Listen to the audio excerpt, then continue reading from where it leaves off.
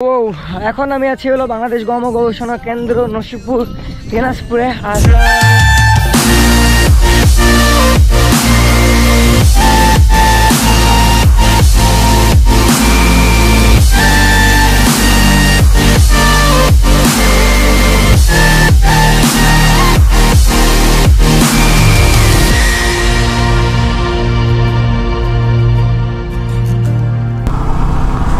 আসসালামু আলাইকুম, কেমন আছেন সবাই? Hope that all are fine and আলহামদুলিল্লাহ আমি অনেক ভালো আছি। অ্যান্ড রাইট নাও আমি আমার দিনাজপুরে, আর এখন যাবো একটা কাজে। অ্যান্ড থাম্বনেল এন্ড টাইটেলটা নোটিস করে আপনারা বুঝতে পারছেন আমি কি কাজে যাবো অ্যান্ড ব্লগটা কী নিয়ে হচ্ছে। আর এখন আছে আমার দিনাজপুর শহরের লালবাগে। তো আল ফয়সাল পিয়াস দিনাজপুরের সব থেকে বেস্ট, মানে সব থেকে বেস্ট বলতে বেস্ট ফটোগ্রাফার ওনার ওইখানে। অ্যান্ড ওনার অফিসে যাব, তারপর ওইখান থেকে বের হব। আর আজকে যাব হলো দিনাজপুর গম গবেষণা কেন্দ্রে শ্যুটে। অ্যান্ড আমি কী কাজ করি এটাই আপনাদের আমি আজকের ব্লগে দেখাবো। So let's go. অফিসে চলে আসছি রাইট নাও।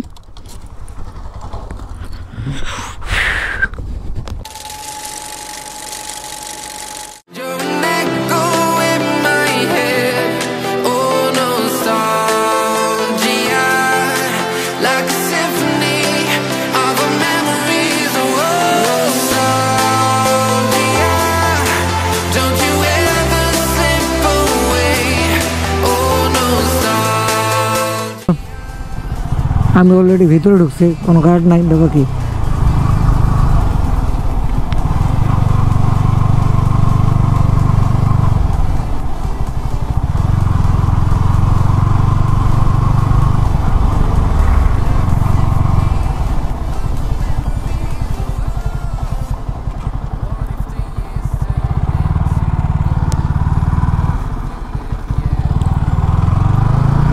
এটাই হলো বাংলাদেশ গম ও ভুট্টা গবেষণা কেন্দ্র দিনাজপুর। আর গত বছর ঠিক এই জায়গাতে আমি একটা কাজ করছিলাম আমার ড্রোন শ্যুট রিলেটেড। তো আলহামদুলিল্লাহ কাজটা আবার করতেছি, ভালো লাগতেছে যে এই ধরনের একটা জায়গায় এসে কাজ করতে পারবো বা করতে পারতেছি। Hope that all are fine. And আমাকে হলো ফিল্ডে যাইতে হবে, কিন্তু আমি ফিল্ডে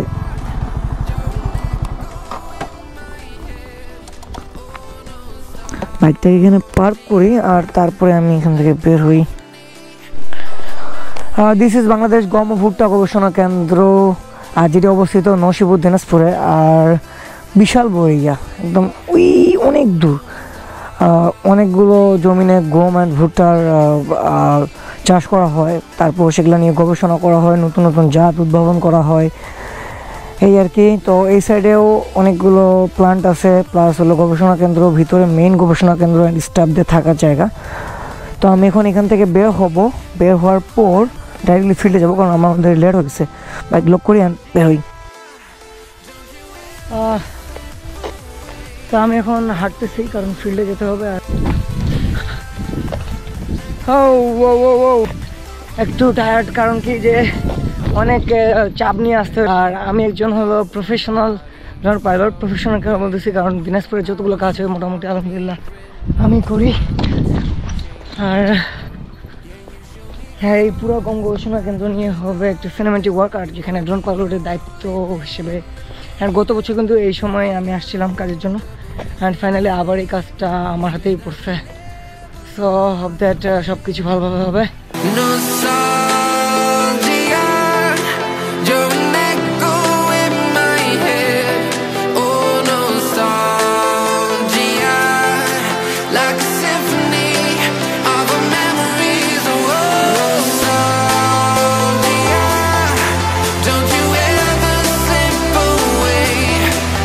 কেন্দ্রের প্রত্যেকটি বেডে ভুট্টার গমের কোন জাত, এই পার্টিকুলারলি সবগুলো ফুটেজ কিন্তু কালেক্ট করা হচ্ছে। এই গম ও ভুট্টা গবেষণা কেন্দ্রের পার্টিকুলারলি প্রত্যেকটি জাত, প্রত্যেকটি ফ্যাক্টরে আলাদা আলাদাভাবে ড্রোন ফুটেজ নেওয়া হচ্ছে বেশ কয়েকটি অ্যাঙ্গেলে, যেভাবে আমাকে ডিটেলসে বলা হয়েছিল। তো বাই দ্য ওয়ে, কাজ কিন্তু কখনোই সহজ হয় না, কাজ অনেক কঠিন হয়, কারণ এই রোদের মধ্যে এখন এই সারাটা দিন কাজ করতেছি। হোপ দ্যাট আপনারা বুঝতে পারতেছেন যে কাজ আসলেই কতটা কঠিন, তবে আমি আমার কাজকে ভালোবাসি। স্টাডির পরে আমার সেকেন্ড একটা earning source, this is my semi profession. And এখন একটু বিরতি, লাঞ্চ টাইম। আর যে পাশে মুন্না ভাই আর হলো শোভন ভাই। তো মোটামুটি ফিল্ডগুলার ফুটেজ নেওয়া শেষ। একটু পরে ড্রোন চার্জ হইলে আমার ব্যাটারিগুলো সবগুলো ড্রেন করে ফেলছি। আর ড্রোনের ব্যাটারি মোটামুটি কিন্তু 25 থেকে 26 মিনিট ফ্লাই করে, DJI Mini 2 একটা ব্যাটারি। তো অনেকক্ষণ থেকে মোটামুটি তো 1 ঘন্টা প্লাস হয়ে গেছে, কাজ করতেছি একটা না। তারপরে হলো পুরো এরিয়ার, গবেষণা কেন্দ্রের পুরো এরিয়ার হলো ফুটেজ নেব। তারপরে হলো 7 মাইলে গিয়ে আবার ফুটেজ নিতে হবে। তো তখন 1-1.5 ঘন্টা ব্যাটারিগুলো চার্জ হোক, যতটুকু হয়। 3টা হবে না, 2টা দিয়েই মোটামুটি হয়ে যাবে। তো আমরা এখন যাবো হলো দিনাজপুরের 10 মাইল লাঞ্চ করার জন্য। এখানে আজকে ট্রিট দিচ্ছে মুন্না ভাই। So let's go. Like a symphony of our memories, like a symphony of our memories. Don't you ever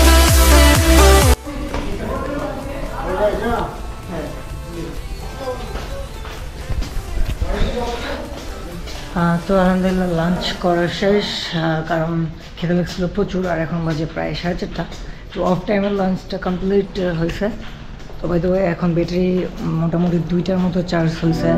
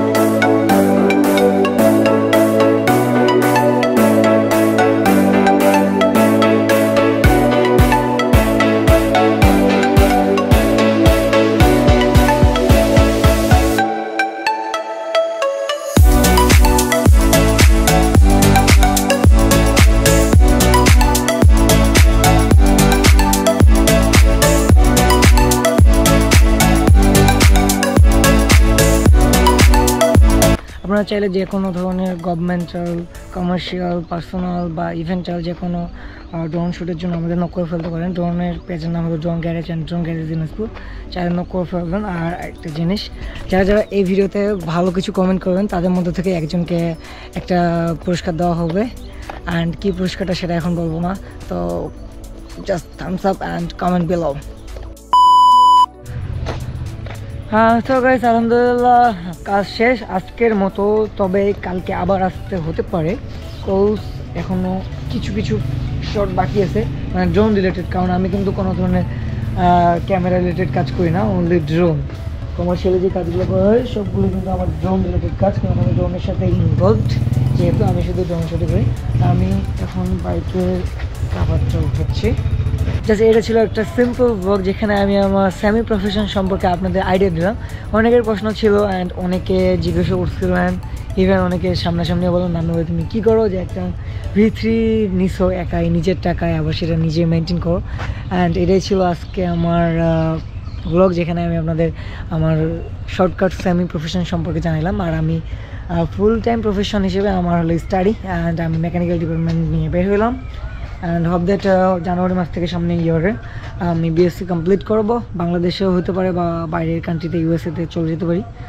যেটাই হোক, আপনারা তো আমার যারা যারা রেগুলার ব্লগ দেখেন তারা কিন্তু জানবেন অবশ্যই যে আমি কোথায় যাই, কখন কি করি।